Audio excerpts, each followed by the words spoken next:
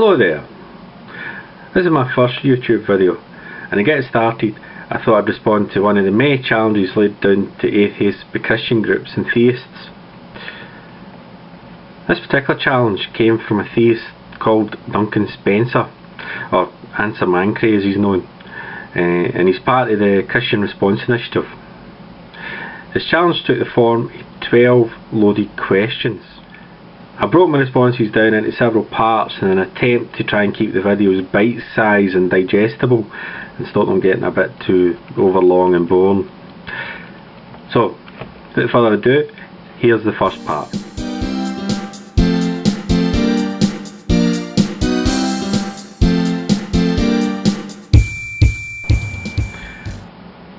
Question 1.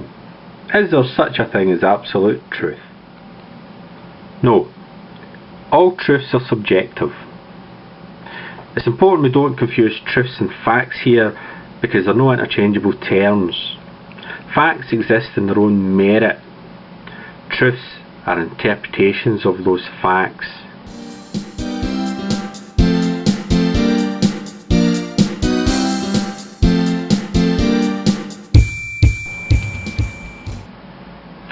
Question 2. According to naturalists and most atheists, the universe is the only thing that is eternal, all-powerful, and for all practical purposes unchanging. Do you believe this to be the case? No. Although the universe has probably always existed, it has not always existed in its current form. Science has shown that the universe is in an expansion phase. Different hypotheses exist as to whether this expansion phase will continue indefinitely, although this expansion has been observed to be currently slowing. Your third descriptor, all-powerful, only makes sense if you believe the universe is some sort of entity in itself. Personally, I don't subscribe to that view, and saying the universe is all-powerful makes as much sense as claiming to have an all-powerful packet of biscuits.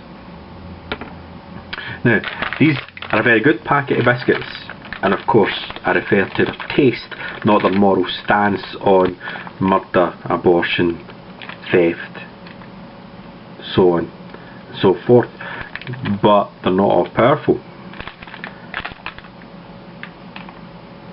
More's a pity.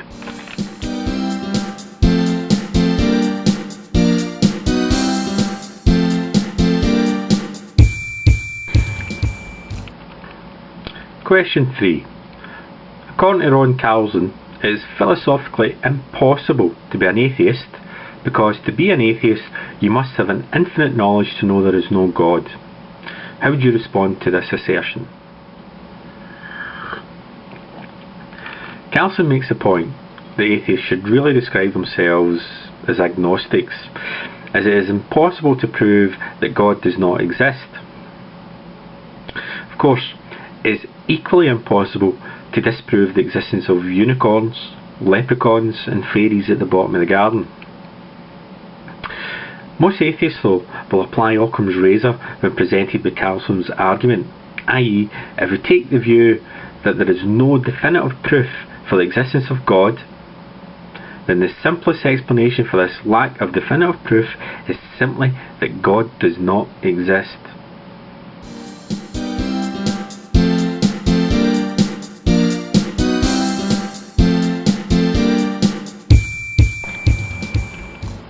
Question 4. What does it mean to be good or to be moral?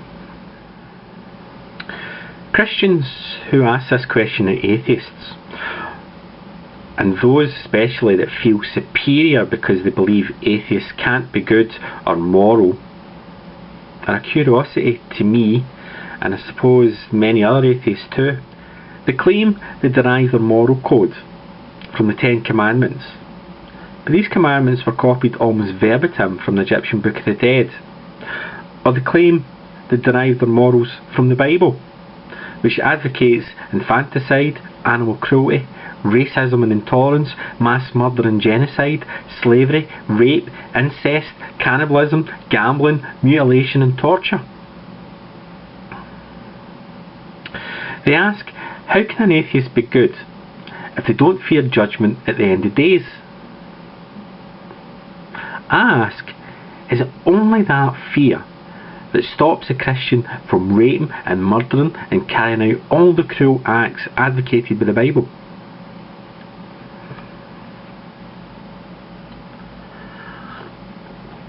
At the end of the day, throughout history, there are a myriad of examples of societies developing law and order without referring to the good book. The ancient Egyptians, the Romans, the Greeks, the Celts, the Gauls, the list goes on.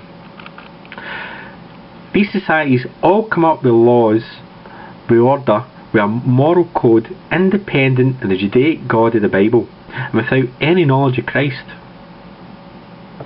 What we do find, though, is that the definition of good and moral changes throughout history. What is good in one society isn't necessarily good in another. Like truth, there is no absolute standard of good. Christians know this and use it to excuse the excesses their God went to in the Old Testament.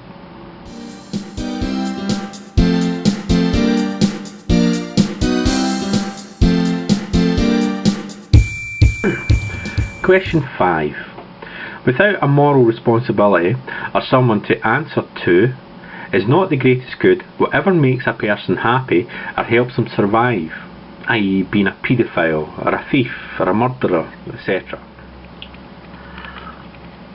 Well, this is much the same as the previous question. I find it interesting that, as a theist, you believe that you'd be a paedophile without your belief in your God.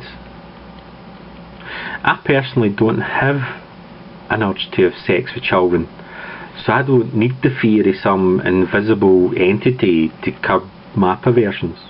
On an aside, I would suggest you seek some professional help. If the Catholic priesthood is anything to go by, faith alone isn't always enough to stop kiddie fiddlers giving into their sick fetishes. As to stealing or even killing to survive, I was brought up to always protect me and mine. I would have no problem taking a life in self-defence or stealing a loaf of bread to feed my children. Of course, it's important to differentiate between need and want here. Just because somebody else has something I want, that doesn't give me any justification to take it forcibly. However, if I needed what they had as the only way to ensure the survival of me and mine, then yeah, that could be justified.